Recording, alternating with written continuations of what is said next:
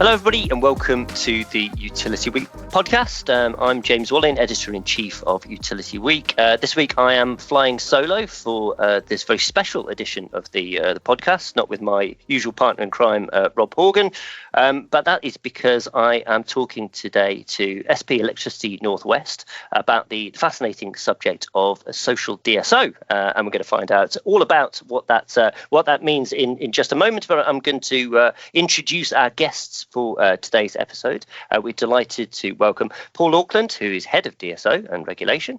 We've got Katherine Horne, who is Social DSO Manager, and Samantha Loukes, who is Head of Customer Inclusion, or at SP Electricity Northwest. So welcome, guys, to the Utility Week podcast. Lovely to have you here. Thanks James. Thank you. Okay, so probably everybody listening to this podcast is not going to need an introduction to DSO or even what those letters stand for. But I think we should probably just delve a little bit into the what this is all about, where it's come from, how long it's been about. So just a little bit of background for anyone new to this topic, and maybe Paul, if I can come to you first to talk about how we came to start talking about DSO in the first place. Yes, so DSO stands for Distribution System Operation. It's actually quite a big change for long-lived networks businesses. As you probably be familiar with networks, you see them down your street, you see electricity cables, you see little grey boxes that are the substations. A lot of that actually historically has just been kind of sitting there, operating, providing your needs, working very reliably. But distribution system operation is bringing far more dynamism to all of those assets. It's more about digitalising and driving with data how they're used, so that you as a customer of a networks business actually get the services that you need when you need them, and the network serves you ever more efficiently without the need actually to build more network. That has a cost. It's also sometimes disruptive. You occasionally see us digging up the streets in order to put in new network, but DSO, what it does is it allows us to really make much more out of those existing assets, and also better target where we augment them. That'll be something that we need to do through the low carbon transition and delivering green growth. So DSO is like a new set of capabilities, probably 5 or 6 years into the process now, but getting ever more important as the needs from our customers, as you get a heat pump or an electric vehicle, for example, come to the fore. DSO is getting ever more important so that we can contribute smoothly to you living your lives, really. You don't have to worry too much about DSO, really. Okay, brilliant. Now, thank you for that the introduction, Paul. And we are talking in this podcast about the concept of social DSO, which I know is a term that SP Electricity Northwest use a lot. So, what does it actually mean? What is a social DSO? So I just introduced sort of more the technical side, kind of the inside looking out kind of view of DSO. So we found ourselves with a lot of technical capabilities that we've built, a lot of technology that we've invested in. Our network is one of the most digitally enabled, actually, we think, in the country, and we've built a lot of new capabilities and tools. So the question we're asking ourselves at the start of ED2, when we put to our stakeholders, was with all these new capabilities to drive the network harder, to give customers more easily what they need in terms of faster connections, lower costs, and a bunch of DSO benefits. How do we make use of all those tools and capabilities? As SP Electricity Northwest, we've always been very regionally and customer focused. So naturally for us, the right thing to do was to work with our stakeholders and identify, well, what are their priorities? There's a lot of talk, and still is, about net zero green growth. And so when we looked around our region, what we found in conversations with stakeholders is the benefits of that low carbon transition aren't being felt everywhere.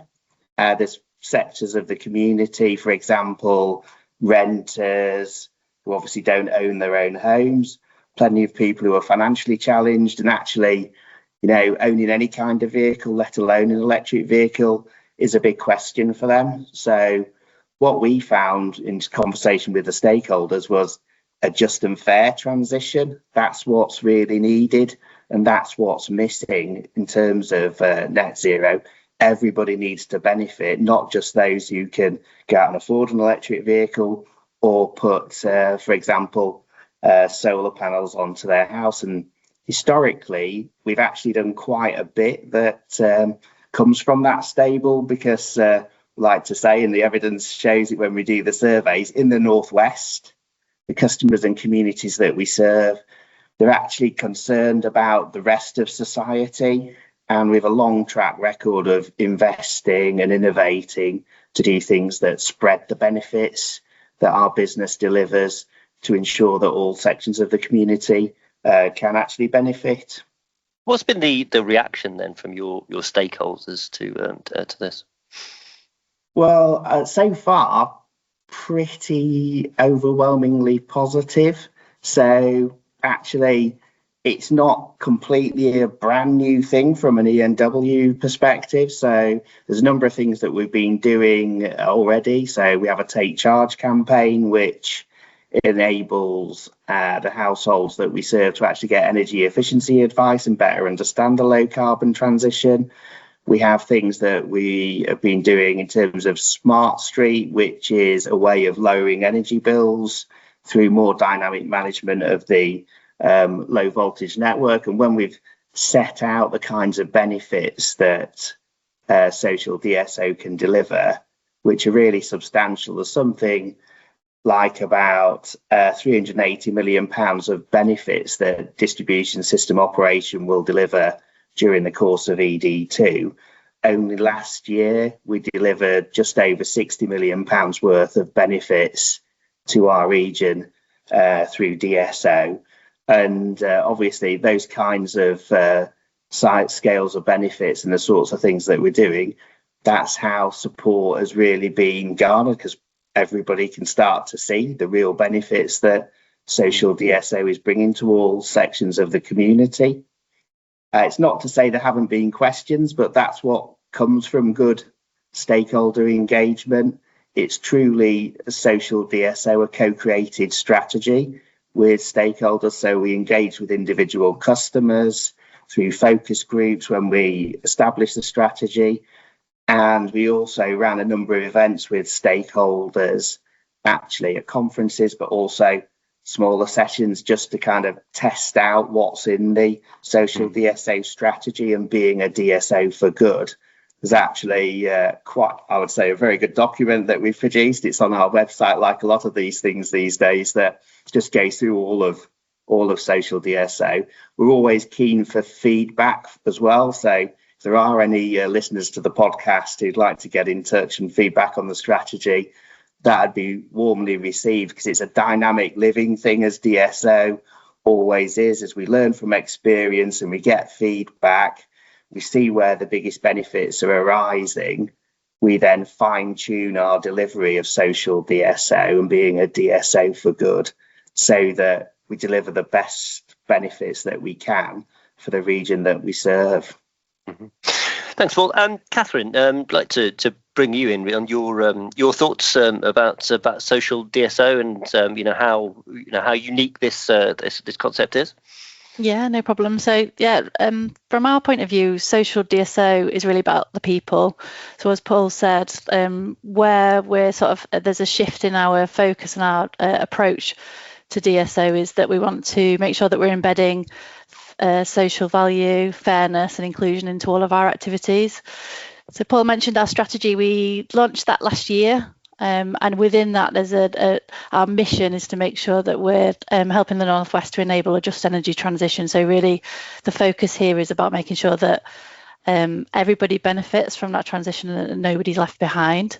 So in terms of how we do that, there's different approaches that we're applying, different pillars or principles, if you like. So the first is really about putting people into the decisions. So we're looking at evidence, we're looking at lived experience, not just technical input, to try and guide our planning and decisions. So that might mean looking at things like distribution future energy scenarios, DFES, or local energy area plans.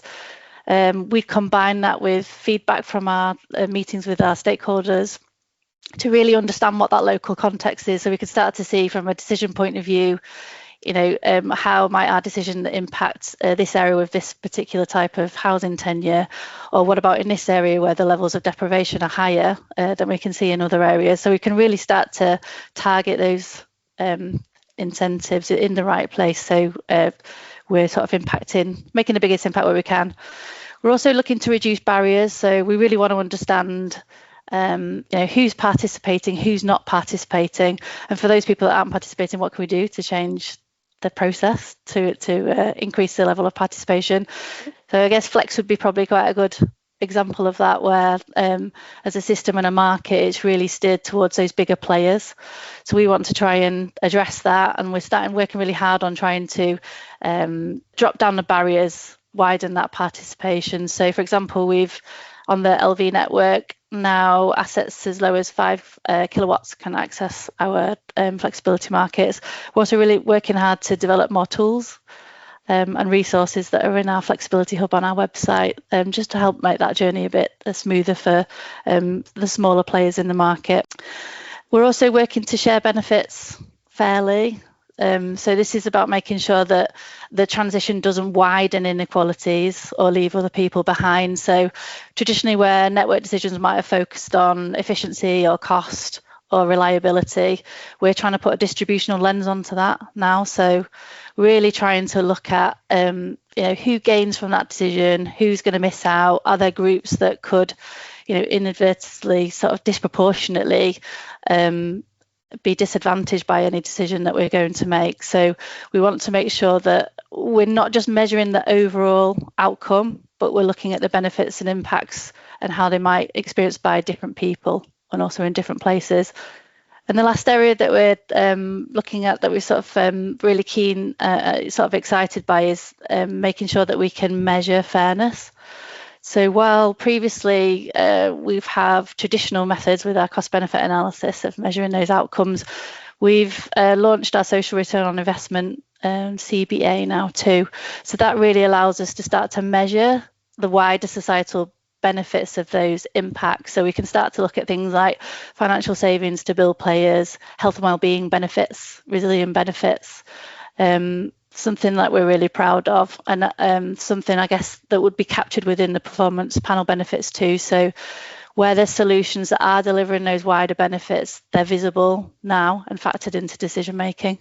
Yeah, and it's not only about analysis and tools and things. So obviously we're out in the communities that we serve, and just some decision making that comes to mind as well from last week when we're looking at some choices. Actually getting out there and meeting people is a key part of it, going out to the community, talking to them, seeing what they're delivering, seeing how we can support things.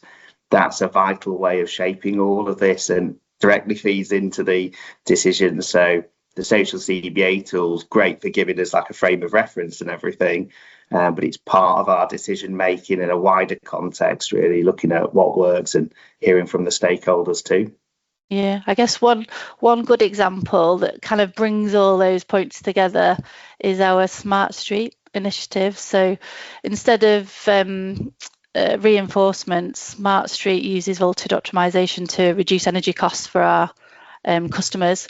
So for a typical household, they might make £48 saving on their annual electricity bills, which is fantastic. But it's not really just the technology itself that's social DSO here.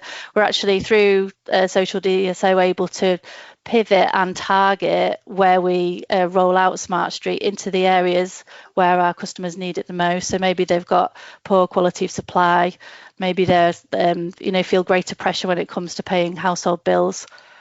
And the great thing about that as well is that you don't actually need to, there's no behavioural change needed because it's installed at the substation level. And I think that's the key thing, isn't it, about the social DSO? It's like this is about our communities. It's about the Northwest, and it's about how we use our knowledge to benefit those customers of the Northwest. But it's ultimately the customers who are leading our decision making.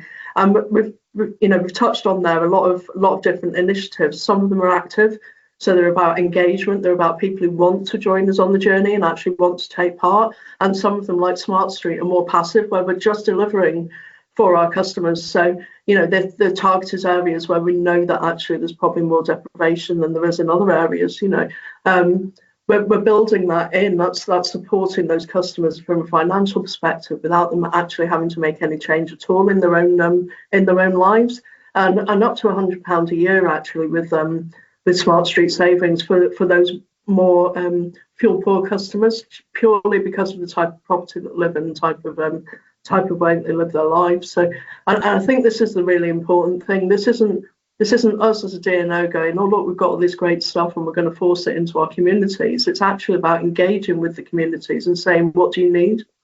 What do you need from us that's actually going to actually benefit you and the people in your area? And I think that's just fundamental to everything that we're trying to achieve here. And that's where the social element comes into the DSO. I was just going to say that, like, we're talking to customers when I'm sort of out having meetings, it's really clear. They tell us sort of like really directly that they want everything to feel fair and accessible. And it's not that they want, they don't want something that's done to them. They want to be part of that process. So Sam's right, like the more that we can do to sort of understand those challenges and work with those communities and customers to identify solutions that, support them.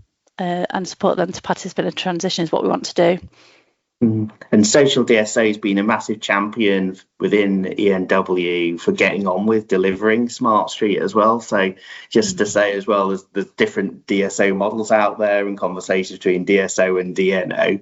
Obviously, with our focus on Smart Street from a Social DSO perspective, we're pushing really the DNO to get out there and prioritise the work because it's practical work. Whilst customers don't need to do anything in their homes, we need to do things on our network. It's about changing actually the type of transformer that's out there and some automation and things because of the massive benefits that mainly accrue to end customers. It's a massive priority from a Social DSO perspective.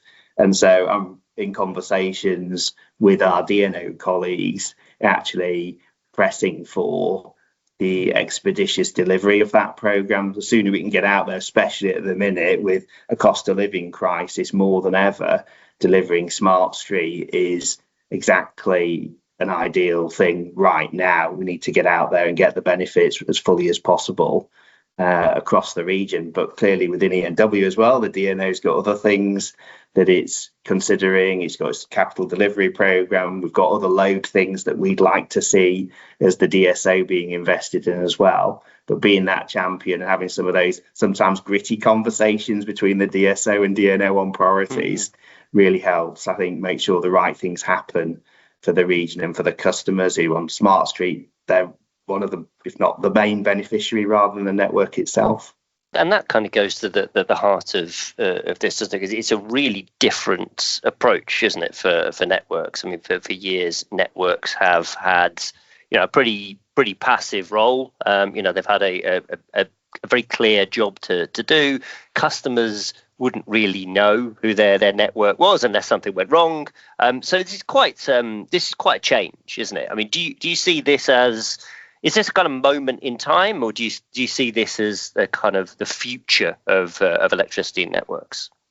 Definitely for us, it's the future. So we've led the development of the Social DSO strategy with our stakeholders. It's to that point of we've got the new capabilities. There's a new moment really in terms of network investment and the needs of our customers. So bringing something new to it in terms of the tools and capabilities, but then driving in a particular direction so that everybody benefits from the transition that we're going through is absolutely vital. I don't think we're the only organisation though as a DSO. It's great to sort of look around us and see social value and wider societal considerations in lots of what's happening across the sector. Obviously, we're proud to be leading this focus on social DSO, but we look around and many of the other distribution system operators and network companies are ensuring that they look at where benefits are falling and maximising benefits into all different sections of society, which, that's a good thing. We're not just promoting social DSO within the Northwest. We'd like to see conversations across the whole of Great Britain from all DSOs with the communities that they serve. And, if social DSO is right for them, we'd like to see it adopted across the whole country. And certainly, those elements that work, it's kind of stimulating, we hope, those conversations with stakeholders to identify where to take some of the work that we're doing and apply it more widely, just as we look around at elements of other DSOs activities and bring those into the Northwest where they work well. Mm-hmm. And I mean, you've talked about Smart Street, which is a great example of kind of DSO in action. Are there any other kind of on the ground examples of where social DSO is embedded in communities already? Yeah, so there's a few. One of our flagship initiatives is our Social DSO Fund.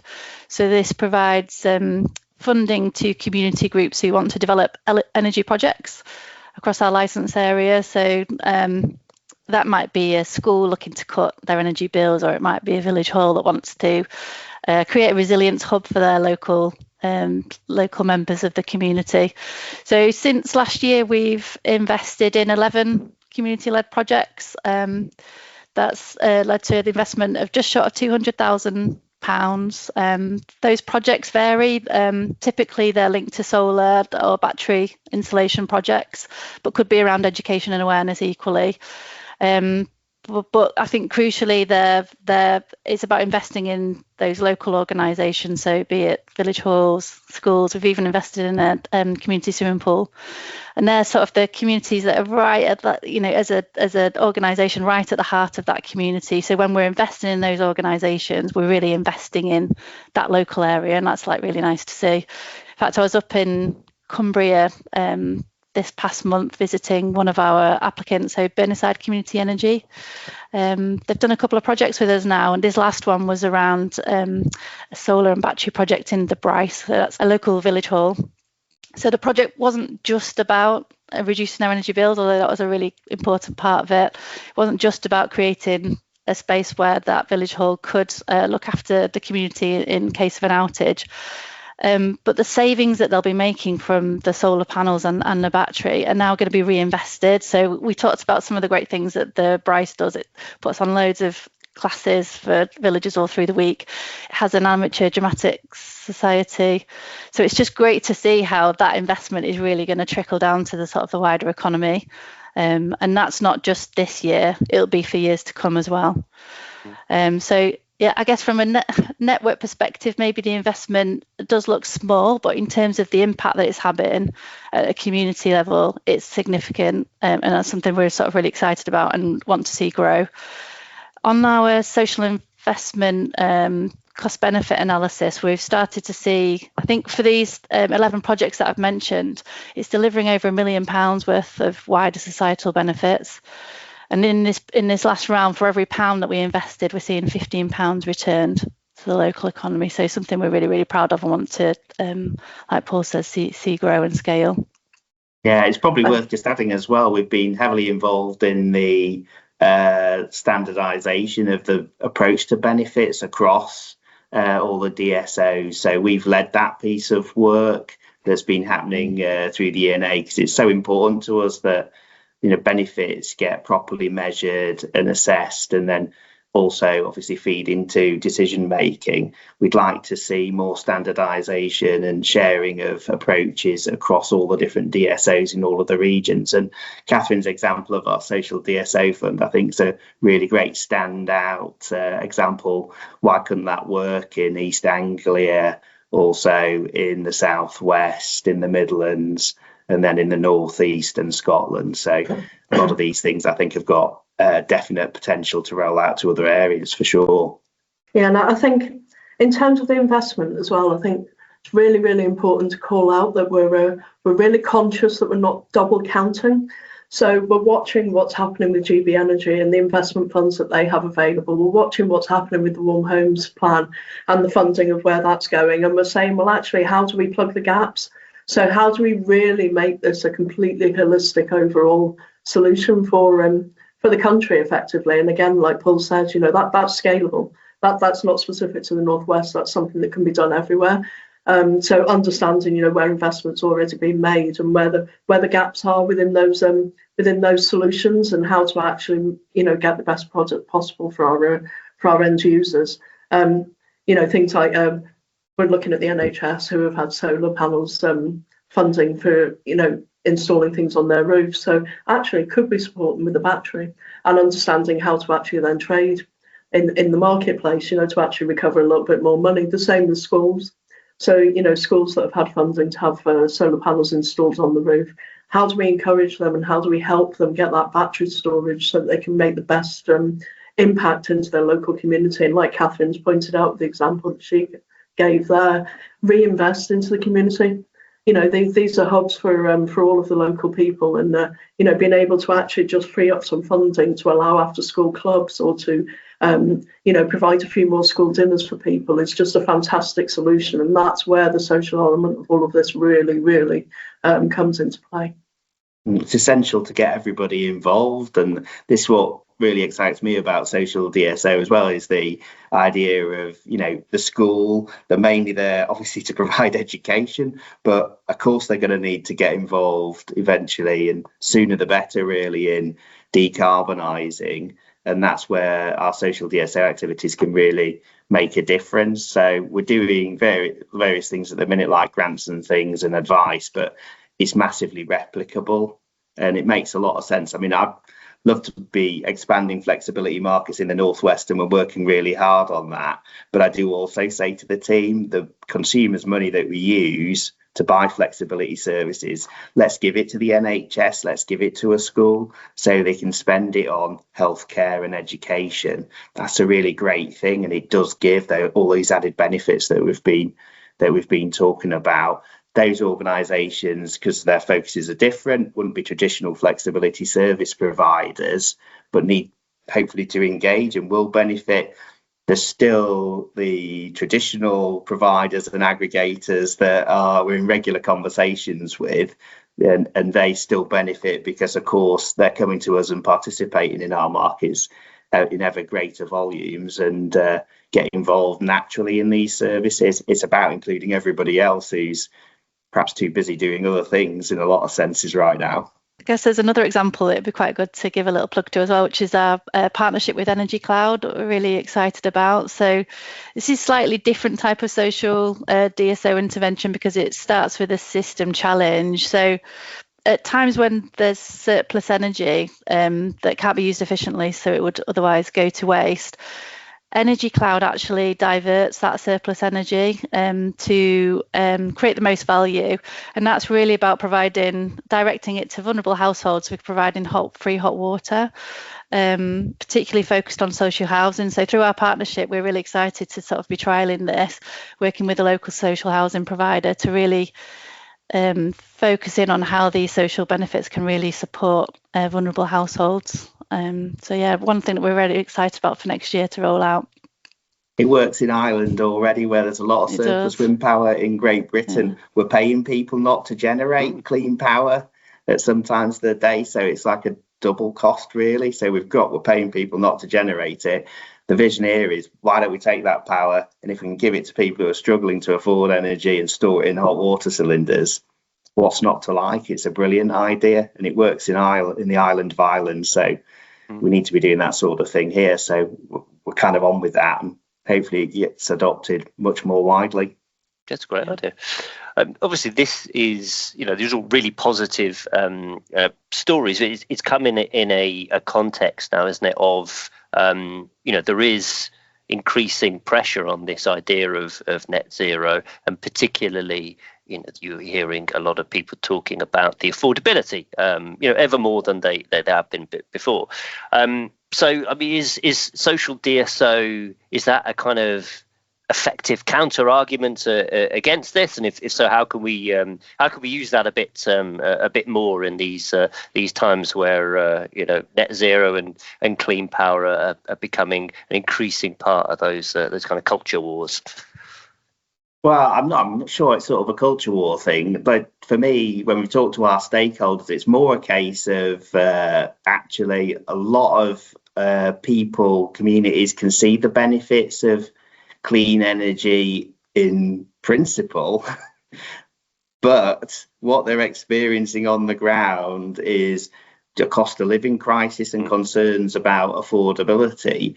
That's where I think, when we developed social DSO, this for me was a relatively new trend 2 or 3 years ago, but it's exactly the right thing for where we are now. And so from a legitimacy perspective, with all the customers that are paying the bills, if we can solve the issue of, I think clean power is a good idea, to I actually see that I can participate and gain some of the benefits, that's more of a virtuous cycle, and that's what we're aiming for, than perhaps where we might naturally go. Because I think, some sections of society are going to benefit sooner from clean power and the net zero transition and green growth. But if it takes too long for those benefits to start to be visible down my street, in my rural community, with my NHS service provider, for example, acceptability might start to be questioned. So that's where our social DSO approach really comes in. It's about legitimacy. We talk about as SPNW within our DSO team. We need to make sure, not just as SPNW and as a distribution system operator, all areas are benefiting from net zero and green growth. Otherwise, it's just a thing that people feel like they might be paying for, but what are they getting back? We need to make sure people see things coming back. I think it's about talking their language as well, and so it's not just a strategy that's sat on a shelf, that we're bringing it to life with practical solutions that they can experience. And that's what hopefully we're doing with the projects that we've brought to life so far, and hopefully continue to do as we grow. And I asked before about the kind of reaction from people. You're saying that it's very, very positive. Has there been any kind of cynicism, about what's what's in it for you? Why are you doing this? Has there been any kind of trust issues that you've had to overcome? I'm not sure, James, really that's something that's popped up, but we're pretty clear anyway that, as we know, we're an electricity distribution company, now part of one of the largest energy companies globally now. We're focused on electricity. In the case for electricity enabling green growth is pretty clear. And so we acknowledge that. What we're about is when the government policy direction's been set, and obviously Ofgem works with us on actually delivering that, and our communities, there's an awful lot of support, particularly in Greater Manchester, Cumbria and Lancashire, for the direction that we've been taking.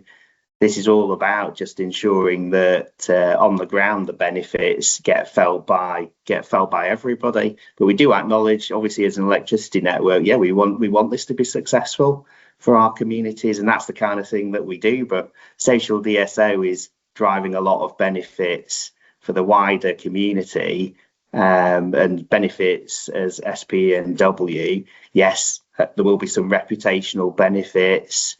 There will be some business benefits, but they're small in the scheme of things. It's about doing the right thing for the communities we serve, and that's driven everything we do around here, certainly for the almost 10 years that I've been involved in ENW. I have not really come across any cynicism. I think just building on the trust point, though, that feels so important to me, to make sure this is a success, that we've got the trust of our customers and our communities. So we're already working really hard to make sure that we engage with them and we communicate. And I think we just need to continue to do that, to make sure that we're really clear about the decisions we've made, we're open and transparent, that we're putting in place feedback loops so they can come back to us and say, if if whatever we're doing is not working, or there's challenges that we've not seen that we need to understand. But yeah, like Paul says, all in all, it's been really positive start to the process. Yeah, and it only worked with trust and collaboration. That's how all of this started. Yeah. And that's what we need to keep this kind of like virtuous cycle progressing. So we're always listening out for feedback. But today, actually, it's been really positive. And to be honest, there's far more people to collaborate with than we can really kind of fit into our plans right now. It feels like something with massive momentum that when we get talking about it at, for example, our DSO conferences, with today's podcast, lots of people say, do you know what, it seems a great idea. We can take bits of that and use it in our region or in our business. And that's what we're hoping for. We're aiming to create a momentum to not just make the Northwest a better place and improve how we serve communities, but we'd like to see it across the whole country. And that's tailoring what we do and applying it so that it works, because every community and region is going to be different, really. And so building on that, in terms of momentum, so what is next then for social DSO, both within SPENW, and also be keen to hear more, Paul, about these conversations with other DSOs around the country and how they've responded to that. So a lot of positive feedback from other DSOs. One of the key things for us has been to focus on the benefits, and actually using societal benefits as a way of informing decisions has gained a lot of support through the joint work that we led in the Energy Networks Association. There's a number of discussions that we have, best practice sharing as well across the different distribution system operators, where obviously social DSO is one of the topics covered through those forums. So actually quite a bit of positive feedback. We'd actually like to see much more collaboration across DSOs. There's an important tension between competing, which is one of the things that actually is always at the back of organisations' minds, sometimes closer to the front occasionally. That's why we're doing this podcast. We're looking to promote what we're doing, get it out to a wider audience, and help spread the message, really, in the same way as we look to pull best practice from other DSOs and wider parts of the sector. I did mention the Energy Cloud example. That's come from Ireland. Only a few weeks ago, I was discussing social DSO actually with the Greek and Croatian DSOs of all people, as part of some international best practice sharing. So hopefully that gives you a sense of the ambition that we've got. It's not just within GB, but we're talking about it with all different geographies across Europe, really. I guess on a more day-to-day basis, what next year looks like, or this year looks like for me, I think one of the key focus is really on scaling what's been working and embedding social DSO into our business as usual activity. So we talked a lot about the social DSO fund and looking forward to scaling that. We've committed to allocating £500,000 of funding across our ED2 period. So as part of that, we'll be looking to launch round 3 of the fund later this year. Obviously really excited about the Energy Cloud trials that we've mentioned, and hopefully looking to work with more and more social housing providers to roll that out over the coming year. Another important area is around sort of capacity building. So we've started a trial last year developing a new training program for local authorities called Empower, and this is really about helping to give local authorities more confidence when it comes to developing and designing their local area energy plans. So yeah, I want to roll that out this year too. Obviously community energy remains central, and given the new government's local power plan, we want to make sure that Northwest communities benefit as much as they can do from that opportunity. So yeah, keen to be working with stakeholders to maximise that. Obviously we're still learning, but that's part of it, right? I think what's really important is that we're moving from it being a concept or a pilot to really embedding how we operate and how we make decisions, and that's really exciting for all of us. Yeah, there's so many different things that we can be doing. I think the key thing is prioritizing. So there's a lot of tracking that we're doing. We've got key performance indicators. You can see those on the website, and we're using those to steer our decisions towards where the most benefit is for the Northwest. But yeah, just echo, it's the scaling it up, and the difficulty, if it is a difficulty, it's a really good one to have, is exactly what to do next, really. There's probably some other things, like we've talked about Smart Street, pretty excited about that, as you can tell, but we're also developing a Smart Street rural approach at the moment. We're innovating on that. It's just good to bring out as SPNW.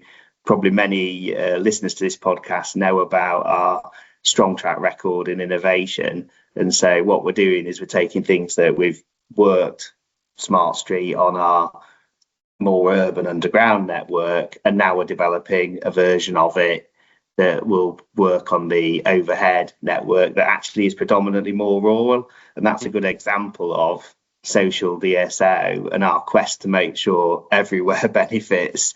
Where there's deprivation, affordability challenges, we want to make sure that we're a DSO for good, right the way from just south of Manchester up to the Scottish border and everywhere in between. And Sam, anything you'd want to highlight in terms of exciting things coming up in the future? Yeah, I mean, I think for me, it's like, Paul and Katherine have covered the bones of it, but it's about how can we actually look at all of the things that we're doing across the whole of SP Electricity Northwest and leverage all of the good elements that social DSO are providing for us. So one of the recent things that we've actually just launched this week is a lunch and learn. So Katherine talked about the training that we have available for local authorities. Well, we now have lunch and learn sessions, which are to be rolled out across local organisations who want to enable their own colleagues and staff to actually understand the transition a little bit more, understand some of the low carbon technologies. And that's been done in conjunction with the social DSO element of what we deliver, but also that risk of leaving people behind. So it's understanding how all of these things fit together, and actually, if we can leverage all of the really good things that we're getting from social DSO and embed that across our wider business, and then, like Paul said, roll that out across the wider UK, whilst also taking learnings from what's already been embedded across Europe and Australia and some of the areas of the world that are slightly further along this journey than we are in the UK. There's just so many possibilities for what we can actually do to really, really deliver for the customers and the people of the Northwest. And I think, overarching, that's the most exciting thing for me as we move forward. So we started with a load of technical capabilities and data and driven DSO, and that being a new way of operating. But where we kind of are as an organisation now with social DSO is actually the energy transition and green growth. It's actually a people and place thing more than anything else. And that's really where social DSO focuses us. It's really, I think, an exciting journey ahead of us, really scaling up all the things that we're doing, because we've spent the first 3 years of ED2 really getting a lot of tools together. Year 3 was then applying them. Year 4 is massively scaling up what we're doing and spreading the word. And that's why the timing of today's podcast is so perfect, because there's lots of great stuff now that people can find out about and hopefully replicate in their regions for their customers too. Absolutely, and if you check the links on the episode page for this podcast, you'll find lots of links there for further information and ways to get in touch. And so I hope very much that listeners to the podcast will do that. Well, I think that's a good place to leave the conversation.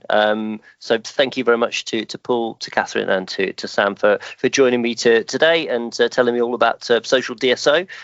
So thanks to all of you, thanks to our listeners, and I'll see you again next time.